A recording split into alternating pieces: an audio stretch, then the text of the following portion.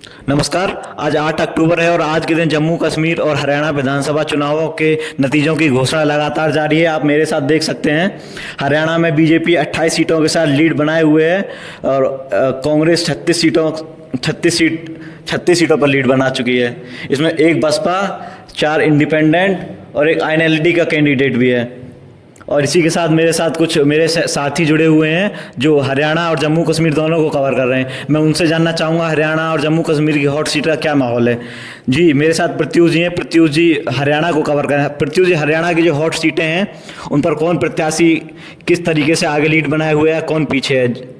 जैसा कि हम देख रहे थे, जुलाना से जहाँ से विनेश फोगाट वहाँ से लड़ रही थी, वो हॉट सीट मानी जा रही थी। वहाँ पे सुबह सुबह तो हम देख रहे थे विनेश फोगाट बहुत आगे चल रही थी, पर अभी वहाँ का हाल ये है कि वहाँ के योगेश कुमार जो है वो 1417 वोट से आगे चल रहे हैं और फोगाट पीछे चल रही हैं। और एक हॉट सीट है वहाँ का लाडवा, जहाँ पे नयाब सिंह सैनी बीजेपी के आगे चल रहे हैं और दूसरे पे वहाँ पे मेवा सिंह पीछे चल रहे हैं जो कि नेशनल कांग्रेस के। मेरे एक अनिल विज की भी सीट है जो मेरे ख्याल से अनिल विज जी पीछे चल रहे हैं।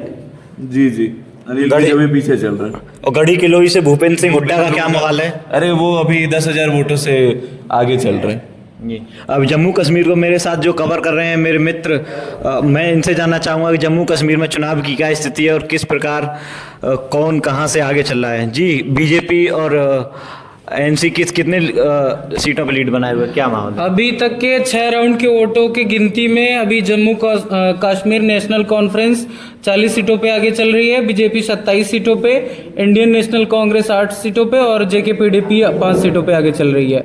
और इसकी जो हॉट सीटें हैं, बिजबेहरा से जम्मू की 38, पीडीपी की 38 पीछे चल रही हैं और जम्मू की कश्मीर की बारामूला सीट से जावेद हसन बैग आगे चल रहे हैं और पठान से जावेद रियाज चल रहे हैं, गुरेज से नासिर अहमद खान, गंडेरवाल से उमर अब्दुल्ला आगे चल रहे हैं। उमर अब्दुल्ला 8,600 वोटों से आगे चल रहे हैं। ये 6 राउंड तक की मतदान के बाद का चुनावी माहौल है। और मेरे साथ नयन जी हैं। नयन जी इस समय अभी कवर कर रहे हैं। नयन जी इंडिपेंडेंट कैंडिडेट जो कि जम्मू और कश्मीर विधानसभा के हैं, उनको कवर करें। एक बहुचर्चित सीट है जिसपे 15 से 20 निर्दलीय कैंडिडेट खड़े हुए हैं। जी निखिल जी, क्या माहौल है? जैसा कि हम अभी कवर कर रहे हैं बांदीपोरा विधानसभा सीट को। बांदीपोरा विधानसभा में टोटल यहाँ पे 20 कैंडिडेट हैं। 20 कैंडिडेट में से कुल 9 हैं ऐसे निर्दलीय उम्मीदवार खड़े हैं और वहाँ भी निर्दलीय में से उस्मान अब्दुल मजीद अभी आगे चल रहे हैं। तो करीब उनका मार्जिन मात्र 158 वोट से आगे चल रहे हैं। तो ये अभी तक तीसरे राउंड का, कुल 12 राउंड में से तीसरे राउंड का ये कंप्लीट हो चुका है। इसके अनुसार ये उस्मान अब्दुल मजीद अभी आगे चल रहे हैं। मेरे पास एक और आंकड़ा है जो मेरे साथ सूरज जी बताएंगे। सूरज जी, क्या माहौल है? मैं जो आंकड़े कलेक्ट कर रहा हूँ वो जम्मू कश्मीर में जो आरक्षित सीटें हैं, जो एसटी और एससी की आरक्षित सीट, जैसा कि आपको पता है कि 9 सीटें परिसीमन आयोग ने एसटी के आरक्षित किया है और 7 सीटें एससी कैंडिडेट के लिए आरक्षित किया है। तो मेरे जो सहयोगी संवाददाता है वो एससी के आरक्षित सीटों पर नज़र बनाए हुए हैं और मैं एसटी के सीटों पर आरक्षित नज़र बनाए हुआ हूँ। तो इसमें जो है राजौरी, बुघल, थाना मंडी, सुरकोटा, मिंडू हवेली, मेंघर, कोडरमा, गुर्जे और गुलबर्ग, ये जो है एसटी के आरक्षित सीट है। और इसमें विशेष बात यह है कि यहाँ पे बीजेपी के कोई भी कैंडिडेट आगे नहीं चल रहे हैं, जिसमें एनसी के लगभग अभी के माहौल में 6 से, मतलब आपका कहना है कि बीजेपी के कैंडिडेट लगातार पीछे हो रहे हैं एससी की सीटों में, एसटी की सीटों में। और एससी की सीटों का क्या माहौल है? एससी की सीटों का बताइए। एससी की सीटें जो मेरे सहयोगी संवाददाता है वो आपको अच्छे से बता देंगे। उनका कहना है कि जी, अभी मेरे साथ रविकांत जी जुड़ रहे हैं। रविकांत जी, एससी की सीटों का क्या माहौल है? एससी की 7 सीटें आरक्षित है यहाँ पे और 7 सीटों में से 7 सीट बीजेपी आगे लीड कर रही है और बीजेपी से बहुत बढ़त बनाई है और इस पर कोई भी पार्टियां बीजेपी के सामने नहीं टिक रही है। इसमें बीजेपी लीड कर रही है और 7 सीटें से बीजेपी यहाँ जीत रही है। जैसा 7 आरक्षित सीट बिस्ना, कठुआ, मर, रामगढ़, रामनगर और सुचेतगढ़ है और 7 सीटें जी। मैं एक और विशेष बात आपको बता दूं कि जो एसटी के आरक्षित सीट में है, जिसमें 2 सीटों पे निर्दलीय कैंडिडेट आगे चल रहे हैं, जो है मुजफ्फर इकबाल खान जो थाना मंडी के 6 सीट से आगे चल रहे हैं अभी, और सुरकोटा सीट से चौधरी मोहम्मद अकरम, ये जो निर्दलीय जो 2 कैंडिडेट है वो अभी आगे चल रहे हैं। जितनी भी राजनीतिक पार्टियां हैं उन्होंने जो दाव पेच खेले थे, मुझे लग रहा है वो सब फीके पड़ते दिख रहे हैं इस समय। मेरे साथ ही हर्षित जी और बताना चाहेंगे। गंडेरबाल और बड़गाम सीट से दोनों सीटों से उमर अब्दुल्ला आगे चल रहे हैं, जो दोनों सीटों पे उन्होंने चुनाव लड़ा है।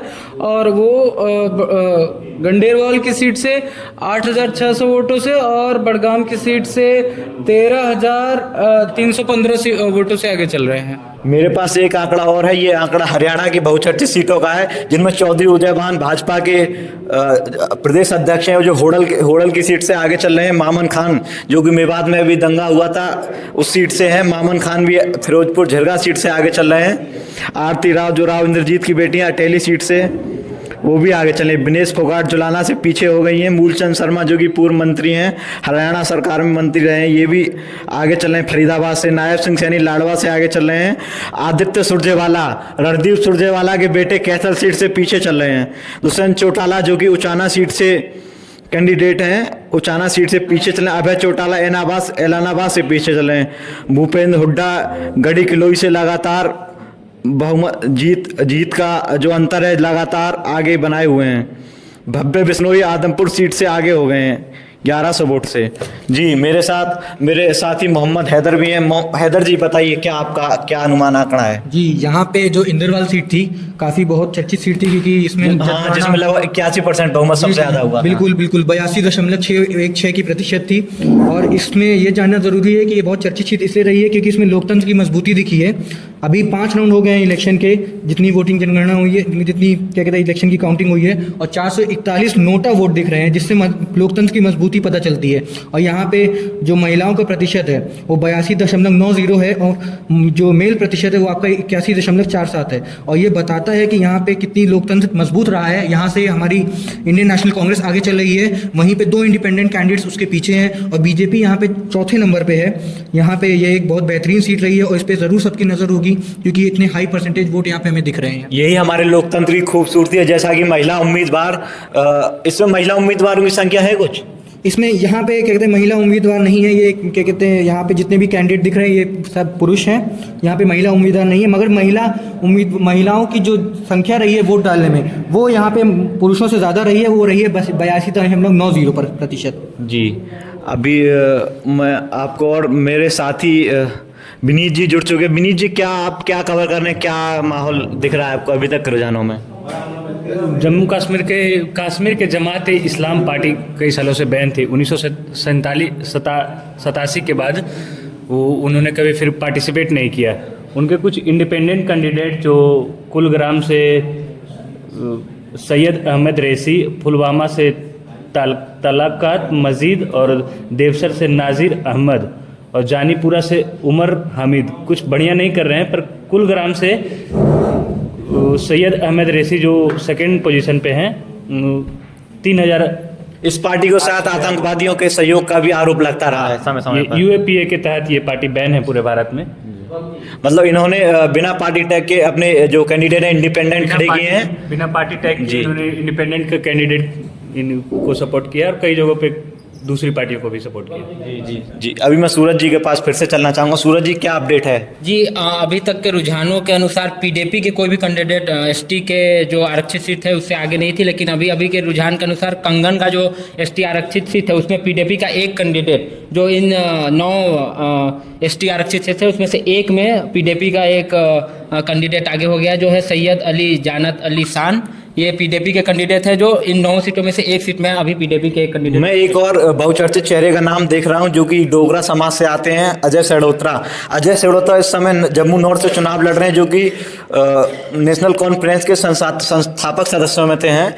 उमर अब्दुल्ला के साथ इन्होंने अपनी राजनीतिक पारी की शुरुआत की थी, लेकिन ये लगातार पिछड़ते नजर आ रहे हैं। ये आप देख सकते हैं अजय सेड़ोत्रा 14,000 वोट से पिछड़ रहे हैं। श्यामलाल शर्मा जो कि भाजपा के कैंडिडेट हैं, ये पहले कांग्रेस में थे, कांग्रेस से इस समय भाजपा में आए हैं, 14,875 वोट से आगे चल रहे हैं। इस सीट के बारे में आपको बता देता हूं, जहां बहुत सारी पार्टियां तो चुनाव में भाग ले रही हैं, लेकिन बहुजन समाज पार्टी मायावती वाली यहां पर एक विशेष विधानसभा अटेली है, जहां से अट्टार लाल लीड कर रहे हैं 5679 वोटों से। अच्छा, यहाँ से तो राव इंद्रजीत की लड़की आरती सिंह राव चुनावी मैदान में है। यहाँ से राव इंद्रजीत की लड़की आरती सिंह राव भी भाजपा की टिकट पर चुनाव लड़ रही हैं, जो कि अभी 19.85% मत ही पाई हैं, और इसके बाद अट्टर लाल को 46% मत के साथ लीड कर रहे हैं। और यहाँ पर तीसरी हैं जो इंडियन नेशनल कांग्रेस की कैंडिडेट हैं अनीता यादव, जिनको अभी तक 8,358 वोट मिले हैं, और ये तीसरे पायदान पर चल रही हैं। ये है एक विशेष हरियाणा की सीट जिसमें यूपी का प्रभाव दिख रहा है, क्योंकि ये सीट बॉर्डर के इलाके से आती है। जी जी, ये बॉर्डर के इलाके से लगती है, ये ब्रज और उसके क्षेत्र से लगती है, मेवात के क्षेत्र से। इस समय हर्षित जी मेरे साथ फिर से मौजूद। हर्षित जी एक आंकड़ा निकाल के लेके आए। जी हर्षित जी, यहाँ पे आप देख सकते हैं कि उमर अब्दुल्ला जो कि 2 सीटों से चुनाव लड़ रहे हैं जम्मू कश्मीर में, ये बड़गाम का रिजल्ट है। और बड़गाम में देख सकते हैं आप इस समय 7,467 वोटों से उमर अब्दुल्ला आगे चल रहे हैं। इसमें पीडीपी के आगा सैयद मुंतजिर मेहदी पीछे चल रहे हैं, जो कि दूसरे नंबर के फाइटर है। और आप देख सकते हैं दूसरी सीट से उमर अब्दुल्ला और इस तुम लिखा लो। और इसी के साथ जैसा कि जम्मू कश्मीर में लगातार नेशनल कॉन्फ्रेंस और कांग्रेस का गठबंधन जो है बढ़त बनाए हुए है, हरियाणा में चुनावी समीकरण उथल पुथल ऊपर नीचे हो रहे हैं लगातार, जिसमें कि कभी भाजपा आगे हो जा रही है तो कभी कांग्रेस आगे हो जा रही है। लेकिन मुझे लगता है कि गठबंधन की सरकार हरियाणा के अंदर बनने वाली होगी, क्योंकि लगातार कोई समीकरण को समझ नहीं पा रहा है। आंकड़ा बताना चाहेंगे जी रविकांत जी, बताइए। काफ़ी इंटरेस्टिंग फैक्ट यहाँ पे ये है कि जो रामनगर का एससी का सीट है, वहाँ से जो आपका बहुजन समाज पार्टी है और आपका इंडियन नेशनल कांग्रेस है और आपका शिवसेना का जो पार्टी है, वो सारी पार्टियाँ नोटा से पीछे चल रही है। वाह वाह वाह, यही तो लोकतंत्र की सच्चाई है। मेरे साथ देखा है जिसमें कि Bhajpa 49 seat, Congress 35 seat, national conference 40 seat और बीजेपी 25 सीट पर लगातार बढ़त बनाए हुए है। अभी 6 सीट के रुझान आ चुके हैं। आगे जैसे जैसे काउंटिंग चल रही है रुझान आने वाले हैं। शाम को 4 बजे तक क्लियर हो पाएगा कौन किस प्रदेश में सरकार बना रहा है। ये 11:30 बजे तक के आंकड़े थे। बहुत बहुत धन्यवाद। कैमरामैन सिद्धार्थ के साथ शिवम शर्मा, खबर गाड़ी।